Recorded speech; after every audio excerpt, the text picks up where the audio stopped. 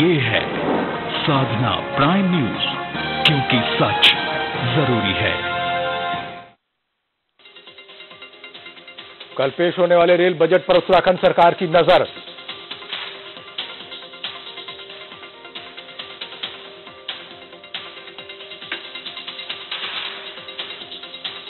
CM Harish Rawat ने कहा उन्हें भरोसा है कि सुरेश प्रभु रेल बजट में उत्तराखंड के वासियों को देंगे तरजीह।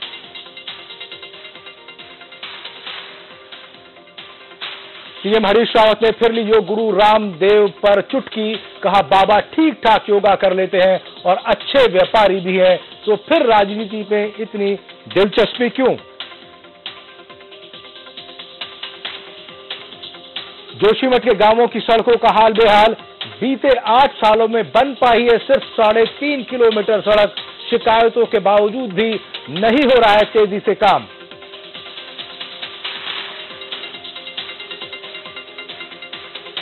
खनन माफियाओं के सामने उधम सिंह नगर पुलिस और प्रशासन हुआ बेबस, दिन दहाड़े खनन माफिया कर रहे हैं खेती की भूमि से मिट्टी का खनन।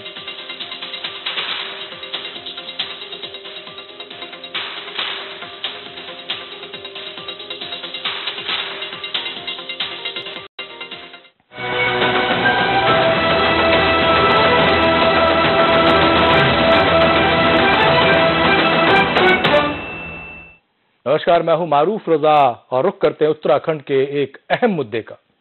उत्तराखंड राज्य निर्माण के बाद पीपीपी यानी पब्लिक प्राइवेट पार्टनरशिप की बाढ़ आ गई। लगभग हर काम में सरकारी एजेंसी पीछे और प्राइवेट एजेंसी आगे दिखाई पड़ती है। राज्य सरकार संसाधनों का रोना रोते हुए हर बार काम पीडीपी मोड पर करने की आमादा हो जाती है। तमाम विभागों में पीपीपी मोड का एक चलन निकल पड़ा है। आपको बता दें कि उत्तराखंड का स्वास्थ्य विभाग पीपीपी मोड पर काम कराने के मामले में सबसे अव्वल है। उत्तराखंड में पीपीपी मोड की शुरुआत के दिनों में 1 दशक पहले राजधानी में अंतर्राज्यीय बस अड्डे का निर्माण सफल काम माना गया। एमडीए ने रेमकी कंपनी के साथ इस प्रोजेक्ट पर काम किया था, मगर इसके बाद के तमाम प्रोजेक्टों में गुणवत्ता देखा जाए तो लगातार उनमें शिकायतें सामने आ रही हैं। इस वजह से माना जा रहा है कि विकास के कार्यों पर असर पड़ रहा है। हालांकि सरकार ऐसा नहीं मान रही है और CM Harish Rawat PPP board पर हो रहे कार्यों के पक्ष में मजबूती के साथ खड़े नजर आ रहे हैं। सवाल ये उठता है कि विकास के काम में देरी क्यों हो रही है। अगर विकास के कामों में देरी का कारण पीपीपी मोड नहीं है तो फिर वजह क्या है।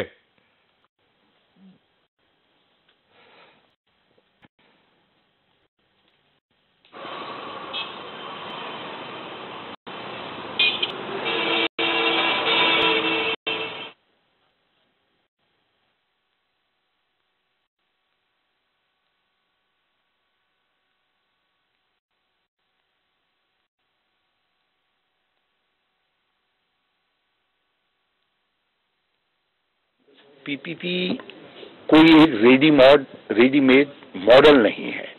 ये हर जगह अपने तरीके से इवॉल्व कर रहा है।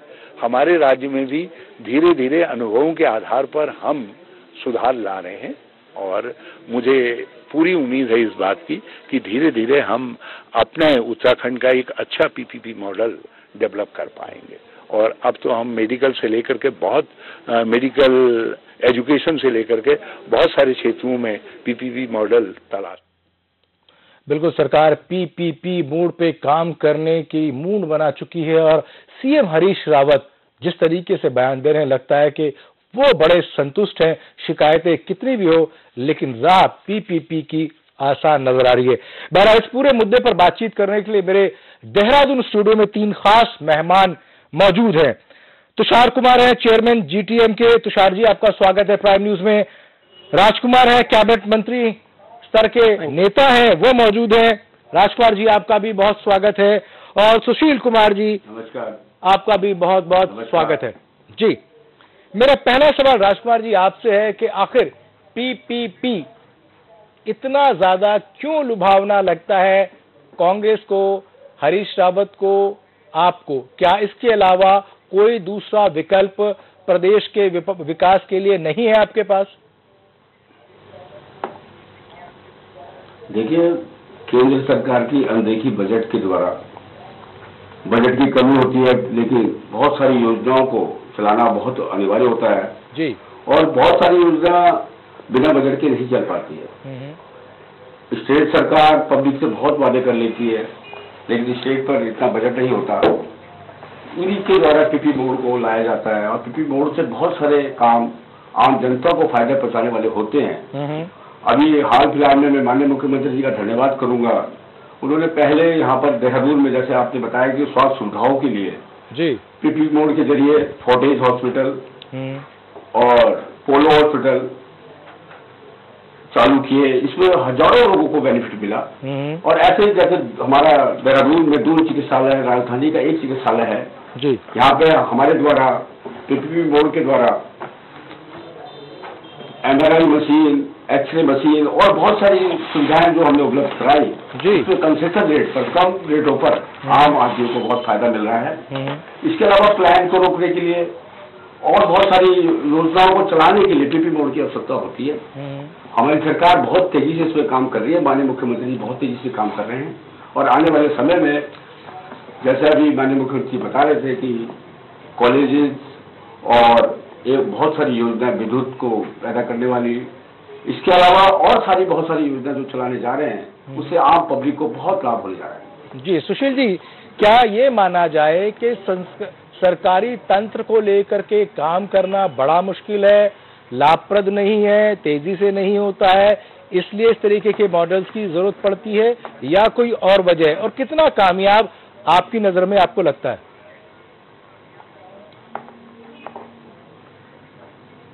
असल में इसका जो प्रारूप है इकोनॉमिकल डेवलपमेंट को लेकर के, वो पिछले 25 सालों में आप देखेंगे तो ये धीरे धीरे पीपी मोड कैसे जगह बना लिया देश में। वो इसकी एक वजह ये रही है कि हम जिस गति से सोचते थे उस गति से इंफ्रास्ट्रक्चर नहीं दे पाते थे जी। और जो इंफ्रास्ट्रक्चर हमारे थे, जैसे मैं एक एग्जांपल दूं कि आजादी के समय हमारे पास 5 सेक्टर्स थे गवर्नमेंट के, आज 250 सेक्टर हैं, लेकिन उसमें 137 सेक्टर रुग्ण हैं जो सरकारी सेक्टर है, जिसको वाजपेयी सरकार ने बालकों को डिसइन्वेस्टमेंट किया तो उस समय लगा कि ये एक परिक्रमा चलेगी आगे के लिए। और डिसइन्वेस्टमेंट मिनिस्ट्री भी आई थी, अरुण शौरी जी उसके मंत्री थे, बाद में 2004 में उसको खत्म भी कर दिया गया उस मिनिस्ट्री को। इसी दृष्टि से लाया गया था कि हमारे पास पैसे तो है नहीं और जिन लोगों ने, और निवेश बाहर का इतना नहीं है, अभी देखे होंगे मेक इन इंडिया के थ्रू निवेश को बढ़ाया जा रहा है। अगर गवर्नमेंट के पास पैसा आएगा तो वो इंफ्रास्ट्रक्चर पे ध्यान देंगे। अब वो रह गए सुविधा प्रदायक के तौर पे, स्वास्थ्य पर, शिक्षा पर या परिवहन पर या अन्य चीजों को इस तरीके से भी देखा जा सकता है कि गंगा सफाई करना, प्राइवेट कंपनीज को जितनी लेवल पे हम तरजीह दे रहे हैं, क्या कहीं ऐसा तो नहीं कि जो राज्य के जो हित हैं या जो राज्य के लोगों के जो हित हैं वो कहीं ना कहीं पीछे रह जाते हैं? ये तो समझना ही है कि आपको पीपीपी की अपनी परिभाषा बनानी है। कनाडा की परिभाषा, न्यूजीलैंड, इंग्लैंड की परिभाषा नहीं चलेगी, या देश की परिभाषा भी नहीं चलेगी। उत्तराखंड में उत्तराखंड की परिभाषा चलेगी जी। आप पहाड़ों पर अगर आप स्कूल बनाते हैं पीपी मोड में और वहां पर पैसा वसूलने का तरीका, उसको कमाने का तरीका अगर इस तरीके से बनाया जाता है तो ये फेल भी होगा। आपको मैं उदाहरण दे दूं, हेल्थ सेक्टर में उत्तराखंड के 16 सामुदायिक जो सेंटर थे हेल्थ के, उनको चयन किया गया, 12 पे काम भी किया गया, आज अच्छे रिजल्ट नहीं है, मुख्यमंत्री भी असंतुष्ट होंगे इससे। आप ये मत समझिए कि हेल्थ सेक्टर का नाम ले लिया, एजुकेशन सेक्टर का नाम ले लिया, पीपीपी सक्सेस ही है। पीपीपी हर जगह सक्सेस नहीं है। हो सकता है देहरादून में सक्सेस हो, हरिद्वार में सक्सेस हो सिंह नगर में सक्सेस हो सकता है चमोली में ना सक्सेस हो, उत्तरकाशी में ना सक्सेस हो। इसलिए आपको मॉडल को आप अपने इकोलॉजी के हिसाब से डिफाइन करेंगे तभी रेट पाएंगे इसका। अदरवाइज आप इस हवा में रहेंगे कि नहीं साहब पीपीपी इंफ्रास्ट्रक्चर में बड़ी मदद करता है, हमें पैसा नहीं लगाना है, बैठे बिठाए कोई इन्वेस्टर मिल जाएगा।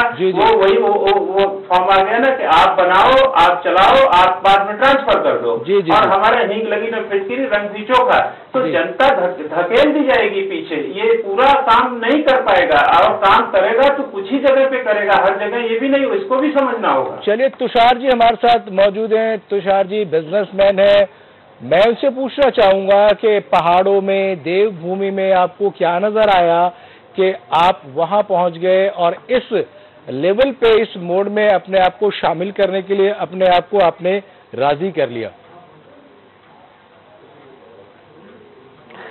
देखिए, जब 2006 में हम लोगों ने सबसे पहली हाउसिंग देहरादून के अंदर हम लोग लाए, तो लोगों ने कहा कि यहाँ पे हाउस कॉन्सेप्ट नहीं है।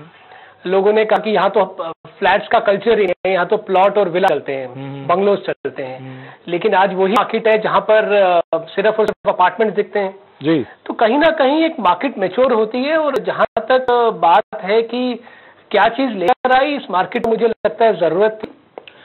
तो मार्केट में रियल एस्टेट सेक्टर को मैच्योर होने की जरूरत थी। और ये समझा गया है तुषार जी कि आपको अपना जो बिजनेस प्रॉफिट है वो यहाँ ज्यादा दिखाई दिया, इसलिए आप इस कॉन्सेप्ट को लेकर के आए और सरकार से भी आपको उसी लेवल का सपोर्ट मिला? नहीं, प्रॉफिट एक अलग चीज है। प्रॉफिट तो मैं या मेरी कंपनी कहीं काम करेगी तो प्रॉफिट के लिए काम करेगी, क्योंकि मैं एक बिजनेसमैन हूँ, मैं व्यापार करने आया हूँ। जहां तक सरकार की बात है, अगर हम इस पर्टिकुलर पीपीपी मोड की बात करें तो ये 2 बड़े प्रोजेक्ट पीपीपी पे कर रहे हैं और हम हाईएस्ट बिडर रहे दोनों। मेरी कंपनी हाईएस्ट बिडर रही दोनों प्रोजेक्ट तो कई कर रहे हैं, लेकिन उसके बावजूद आपके कई प्रोजेक्ट जो है हमेशा निशान पे क्यों रहते हैं, उनकी क्या वजह है? नहीं, ऐसा नहीं है कि मेरे कोई प्रोजेक्ट निशाने पर है, ऐसा नहीं है। अगर हम इन दोनों की बात करें तो एक पीपीपी मोड का प्रोजेक्ट है जहां पब्लिक प्राइवेट पार्टनरशिप एक सरकार के साथ में मिलकर हम कर रहे हैं। तो कुछ लोगों को हो सकता है कुछ मौका मिल रहा हो निशाना साधने का, बाकी ऐसा भी निशाने वाली बात नहीं है। जी, निशाने वाली बात नहीं है। राष्ट्रपति, मैं आपके पास लौटता हूं कि जोशीमठ के जब हमने सड़कों का भी जिक्र किया कि 3-3.5 सालों में सिर्फ 3.5 किलोमीटर सड़क बन पाई। क्या लगता है इस भारी देरी की, इस बिल्कुल कछुआ चाल की वजह क्या है? ऐसा नहीं है, लगातार काम चल रहे हैं। आपने देखा होगा जोशीमठ में भी लगातार काम चला है और उसके बाद माननीय मुख्यमंत्री जी प्रत्येक ब्लॉक जाकर, प्रत्येक जिले में जाकर, प्रत्येक ग्राम सभा में जाकर समीक्षा बैठक ले रहे हैं और वहाँ के काम का जायजा ले रहे हैं। लगातार काम के चलते हुए कई भूस्खलन हो जाता है, बरसातें चल जाती है, बर्फ पड़ जाती है, या जैसे सड़कों का निर्माण कार्य होता है में टेम्परेचर डाउन होता है तो प्लांट हमारे बंद हो जाते हैं, या बहुत सारी जगह लेबर नहीं काम कर पाती। इस तरह का काम लगातार पहाड़ों पे चल रहा है और बहुत तेजी से चल रहा है। आप उसका उदाहरण देखिए, केदारनाथ में और अन्य जगह भी में सारा लगातार भूस्खलन से सारा तहस नहस हो गया था मुख्यमंत्री जी की कृपा से। लेकिन तस्वीर की दोनों जो रुख हैं वो दिखाई दे रहे हैं। कहीं आप कह रहे हैं बहुत तेजी से, वही ये कछुआ चाल आपके सामने, उसको भी दुरुस्त करने की जरूरत है। सुशील जी, अगर मैं ये कहूँ कि ये पब्लिक प्राइवेट पार्टनरशिप है तो इसमें कितनी परसेंटेज वहाँ की पब्लिक की है, कितना फायदा पब्लिक का है, कितना भला वहाँ की पब्लिक का होता है? शिक्षा में मैं उदाहरण दूं, उससे समझिएगा जी कि 4 जिलों में पीपीपी मोड पे स्कूल को लाने की कोशिश की गई और मुझे ठीक से ध्यान पड़ता है तो ये बबा जी की सरकार थी उस समय, जिसमें एक स्कूल में 422 स्टूडेंट होंगे। उधम सिंह नगर का कोई स्कूल था, वहाँ पे 844 होंगे। राजीव गांधी नवोदय विद्यालय के तर्ज आप समझिए इस तरह था जैसे जवाहर नवोदय उसी तर्ज पर। उसमें 50% विद्यार्थी सरकार की ओर से होंगे, सरकार पैसा देगी और वो मुफ्त में पढ़ेंगे। बाकी से पैसा जो तब होगा वो प्राइवेट जो सेक्टर है जो साथ में सरकार के काम करेगा वो उस पैसा वसूलेगा। परसेंटेज आप देखेंगे तो जितना भी, अब मैं एक उदाहरण और दे देता हूँ। 1200 पीपी सेक्टर पूरे देश में, आप अंदाजा है उत्तराखंड में कितने होंगे। हेल्थ सेक्टर में हमने 16 का नाम लिया, 12 जिलों ने काम किया। स्कूल पे मैं 4 की बात कर रहा हूँ। ऐसा ही है कि यहाँ भूचाल आ गया है पीपीपी का, लेकिन ये कमी 2 चीजों की वजह से होती है। लेकिन ऐसा ना माना जाए कि जो प्रॉफिटेबल सेक्टर्स हैं उन्हें इस स्कीम को ज्यादा तरजीह दी गई है, जहाँ पे मुनाफा ज्यादा अच्छा हो, जो प्राइवेट लोग इसमें आ रहे हैं उनको ज्यादा इसमें लाभ दिखो, उन्हीं सेक्टर्स में पीपीपी को रखा गया।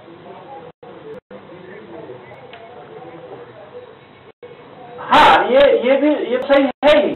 पीपीपी को कोई निजी सेक्टर, माने जैसे मैं कोई काम करता हूँ निजी, मैं वहाँ पैसा क्यों लगा जहाँ मुझे फायदा ही नहीं होगा जी, तो मैं सरकार के साथ तो वहीं पे जुड़ूंगा ना, जहाँ हमको, जैसे आप देखेंगे पूरे इंडिया में देखिए सबसे ज्यादा पैसा निजी लोगों ने परिवहन में लगा है, सड़क बनाने में, चाहे वो कॉरिडोर हो, चाहे स्वर्णिम चतुर्भुज योजनाएं नहीं हो, वो पीपीपी मोड ही सब बने हैं और उन्होंने बाकायदा खूब वसूली भी किया है, खूब पैसा भी कमाया। तो ऐसा नहीं हेल्थ सेक्टर इसलिए से होगा डॉक्टर आ जाएगा। मैं आपको उदाहरण दे रहा हूँ, नौगांव है उत्तरकाशी का, आप सहिया है, आप बाजपुर के इलाके देखें, यहाँ पीपीपी मोड फेल है, डॉक्टर नहीं है, एमआरआई नहीं होता, सीटी स्कैन नहीं होते, तो ये कैसे चलेगा? ये तो हेल्थ सेक्टर को कमाने का जरिया तो बीमार आदमी, गरीब भी आता है, अमीर भी आता है, तो कहाँ से पैसा देगा? लेकिन टोल टैक्स तो खूब वसूला जा सकता है, कारवाने से लिया जा सकता है, तो वहाँ तो ज्यादा इंटरेस्ट लेंगे जी।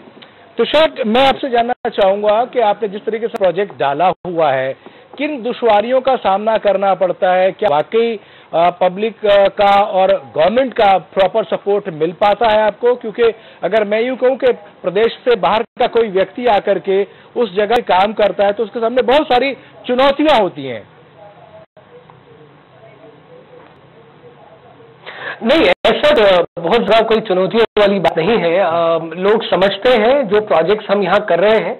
अगर मैं अपनी कंपनी की बात करूं तो एज अ ब्रांड हम स्टेट के लिए में एक एज अ ब्रांड काम कर रहे हैं, क्योंकि बहुत सारे प्रोजेक्ट्स हैंडओवर कर चुके हैं, बड़े प्रोजेक्ट्स हैंडओवर कर चुके हैं, तो लोग समझते हैं हाँ पीपीपी मोड पर प्रोजेक्ट्स आना ये कहीं ना कहीं एक अलग चीज लोगों के लिए नया है कि पीपीपी प्रोजेक्ट्स के नाम पर कोई प्रोजेक्ट आएगा।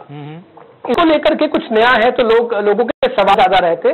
बाकी ऐसा सच कुछ परेशानियां सच इस प्रोजेक्ट की बात करें तो कितनी भागीदारी, कितनी पार्टनरशिप उन लोगों की होती है जो उस प्रदेश के रहने वाले, किस तरीके का रोजगार आप उनको दे पाते हैं, किस तरीके से उनको अपने प्रोजेक्ट में आप शामिल कर पाते हैं? देखिए, अगर आप मेरे हाउसिंग प्रोजेक्ट्स की बात करें जो मैं बना रहा हूँ, बना चुका हूँ, वो तो 100% उन्हीं लोगों के लिए हम लोग बनाते हैं जहाँ के लोग हैं जी। नहीं, लेकिन कमर्शियल की बात करें उनको रोजगार कितना दे पाते हैं? देखिए, रोजगार बहुत रोजगार लोग जनरेट कर रहे हैं अपने हर प्रोजेक्ट के अंदर। अगर हम 2 बड़े शॉपिंग मॉल्स बना रहे हैं, 2 बड़े प्रोजेक्ट्स बना रहे हैं, तो वहाँ की पार्किंग से लेकर चाहे वो मेंटेनेंस हो, चाहे वो मॉल मैनेजमेंट हो, फाइनली लोकल लोगों ने, लोकल पब्लिक है, लोकल लोग हैं काम करने वाले, वो यहाँ पे काम करेंगे जी। राजकुमार जी मेरे साथ बने हुए। राजकुमार जी, सवाल ये है कि जब पीपीपी मॉडल को लेकर के इतनी शिकायतें हैं, उसके बावजूद आप इसको कंटिन्यू कर रहे हैं, उसके बावजूद आपके जो सीएम है हरीश रावत बिल्कुल मजबूती से खड़े नजर आ रहे हैं, क्या इसके अलावा कोई हमारे पास विकल्प नहीं है कि हम अपने प्रदेश के लोकहित में या विकास में किसी और अल्टरनेट को, ऑप्शन को सामने रख सकें? देखिए, सरकार द्वारा जो भी योजनाएं बनाई जाती है उसमें धन का प्रावधान होता है, बजट का प्रावधान होता है, लेकिन केंद्र सरकार की अनदेखी के चलते बजट उत्तराखंड सरकार को नहीं दे पाई है। आपने देखा होगा अभी हरिद्वार कुंभ का जैसे देखा होगा, नहीं हो पाया है। और बहुत सारे चीजें ऐसी होती है जो सरकार ने घोषणा कर दी है, जो सरकार ने मान लिया है, और हमारी बहुत सारी लैंडें जो खाली पड़ी है, जर्जर पड़ी है, जहाँ पे कुछ नहीं हो रहा, हम सुविधा नहीं दे पा रहे हैं, तो उनको पीपीपी मोड पर लाने में किसी को कोई दिक्कत नहीं होनी चाहिए। तो पीपीपी मोड से आने के स्थानीय लोगों को तो फायदा होता है, रोजगार मिलता ही मिलता है, और बहुत सारे लोगों को सस्ते रेटों पर, कम दरों पर सारी सुविधाएं उपलब्ध हो जाती है। तो पीपीपी बोर्ड का माननीय मुख्यमंत्री इसलिए बढ़ावा दे रहे हैं कि पहाड़ों का प्लान रोकने के लिए बहुत सारी चीजें, इतना बजट हमारे पास नहीं हो पाता, लोकल लोगों को रोजगार देने के लिए नहीं हो पाता, तो हम लोग ये पीपीपी बोर्ड पर काम करके ही दे पाएंगे। कैसे दे पाएंगे? चलिए हम लोग पीपीपी बोर्ड को बढ़ावा दे रहे हैं। सुशील जी, ये माना जाए कि जिस तरीके से पहाड़ का और मैदान का एक पूरा अलग डिवीजन है पूरे उत्तराखंड में,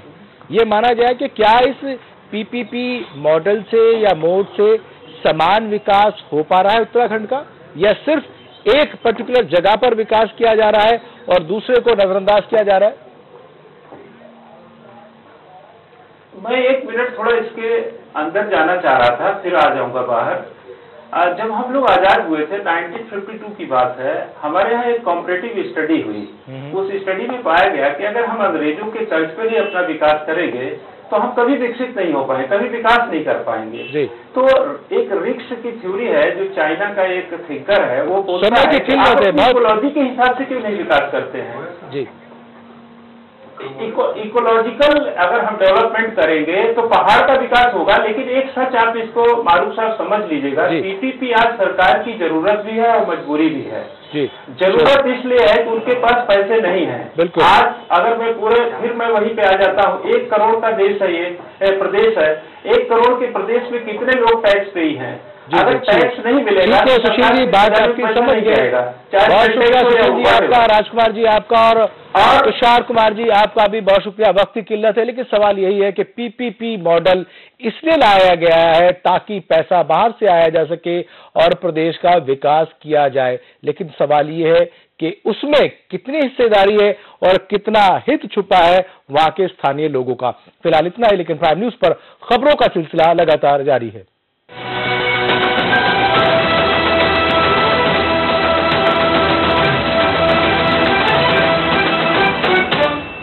शहर जा रहे हो भाई लोगों को